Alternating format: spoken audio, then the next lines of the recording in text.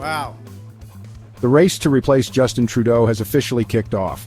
Oh, what a thrill, right? I mean, can you feel the excitement? Ha ha, let's be real, folks. It's like watching a circus that forgot to train the clowns. It's been nothing short of a spectacular nightmare. Our times are anything but ordinary. Oh, absolutely. Because in the midst of skyrocketing costs of living, burdensome taxes, and the delightful threat of tariffs, the main concern is obviously Mark Carney and his ambition to be Prime Minister. I mean, why not dive into the fascinating life of this guy who believes he's practically predestined for the role? And let's not forget his ingenious plan to ascend the throne without a single vote from the general public.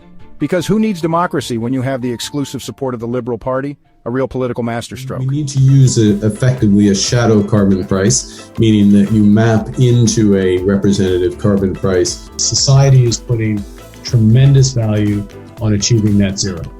So the companies and those who invest in them and lend to them, who are part of the solution, will be rewarded. But those who are lagging behind and are still part of the problem will be punished. Oh, great. This guy thinks he's qualified to be Prime Minister just because he was the governor of the Bank of England. Like that's a golden ticket to run the country. I mean, why not just hand over the keys to 24 Sussex along with a crown? Let's dive into the masterpiece that is Mark Carney and see what treasures await us. Mark Carney, the former governor of the Bank of England from 2013 to 2020, what a genius he proved to be.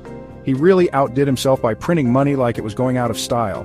And here we are, scratching our heads over today's inflation. But let's not forget who was running the show during those record-high rates. The highest in the G7, no less. Bravo, Mark.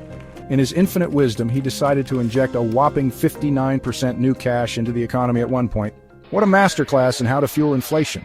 Or you could say loyal member of the Global Central Bankers Club at a time of massive disinflation in the world economy. So the result of that was keeping interest rates pretty well near zero.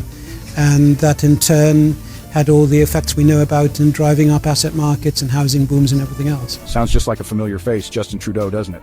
Ever catch those graphs that skyrocketed right after Trudeau took the throne? Well, if you just swap in Mark Carney for Trudeau over in the UK, you'd have yourself a real identical twin scenario. Trudeau, Carney, same old song and dance. However, shame on us for thinking this magic act would come without a catch, like an uptick in poverty levels as the cherry on top.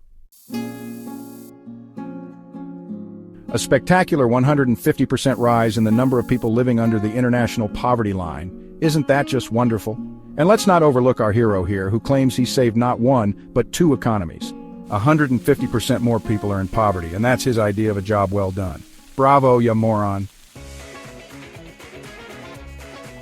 While he was conveniently serving as the governor of the Bank of England, he had the amazing opportunity to oversee a spectacularly shrinking GDP, because, you know, GDP is clearly meant to go down, right? That was sarcasm, in case you missed it.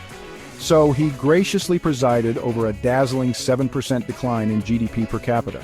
Last time I checked, economies were supposed to bloom, not wither away, especially when someone claims to be their economic savior, as he bravely has.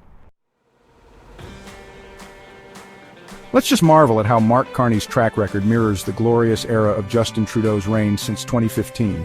Who wouldn't want to celebrate a dazzlingly identical hike in taxes, an inflation spree that's simply riveting, and an impressive decline in the average person's ability to afford basic staples, food, groceries, housing, and heating? Just minor details in this exhilarating economic roller coaster we're on. Oh, isn't this a fascinating twist? Mark Carney bids adieu to the Bank of England in 2020, and lo and behold, Canada suddenly decides to take a page from the British playbook. Because clearly, we Canadians were just waiting for our chance to jump on the bandwagon of chaos right after he left. Who knew that one man could hold the keys to so much dramatics? Following a developing story out of Ottawa, Prime Minister Justin Trudeau tapping former Bank of Canada Governor Mark Carney to help craft a plan for Canada's economic recovery. That's all according to B&M Bloomberg. If you take a good look at the graph that illustrates the delightful trajectory of chaos, ever since he decided to sprinkle his wisdom on the Liberals. I mean, who doesn't love the thrill of skyrocketing taxes, mind-blowing inflation, and the sheer joy of paying an arm and a leg for everyday items? It's practically a party when you're shelling out $6 for a head of lettuce in Canada. And let's not forget his impeccable taste in company, because nothing says success like hanging out with Trudeau's old friends. I've been following his career for many years. We've worked together at the United Nations together, so I've known him and I trust him, and I have great faith in his abilities. Oh, absolutely.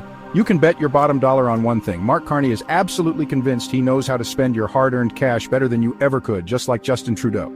And when the stars align and Mark gets his golden opportunity, you can count on him to graciously raise your taxes yet again. How thoughtful. Now, so far, carbon prices have been applied sparingly. They've been set far too low, in the single digits on average globally, well short of the estimated $80 to $100 a ton needed by the end of this decade to keep us on track to net zero. Oh, sure. He's always been so passionate about that carbon tax, hasn't he? I mean, who wouldn't want to keep raising it time after time ad infinitum? But now, look at him sprinting away from it like it's on fire, all because the polls decided to play hard to get. It's truly impressive to see such a dramatic change of heart in the name of liberal leadership. It's almost like watching someone break up with a long-term partner just because the latest Tinder match doesn't like them. Honestly, the integrity on display here could probably rival that of a soggy piece of pasta. But hey folks, mark your calendars for around March 24th because we're gearing up for a grand return, united and determined to show this government the exit door. All in our quest to finally allow Canadians to take control of their own lives, something we haven't experienced in a decade. And there you have it, folks. A political circus featuring the grand return of Mark Carney, a man who seems to think he's the answer to our prayers, despite leaving a trail of confusion and economic chaos in his wake. As we step right up to witness this thrilling performance, let's all take a moment to ponder. Do we really want someone who's had a front row seat to rising poverty and inflation at the helm of our beloved Canada? One can only wonder if he's secretly auditioning for the role of Savior of the Year or just trying to set a new record for most creative use of taxes. So, what do you think? Should Mark Carney be the one making decisions for our country, or is it time for him to appreciate the view from the sidelines? Drop your thoughts in the comments below. We're all ears for your witty take on the latest political drama. And if you like this sort of content, hit that like button, and also if you haven't already subscribed to the channel, it would be awesome if you did to help us out. See you all in the next video.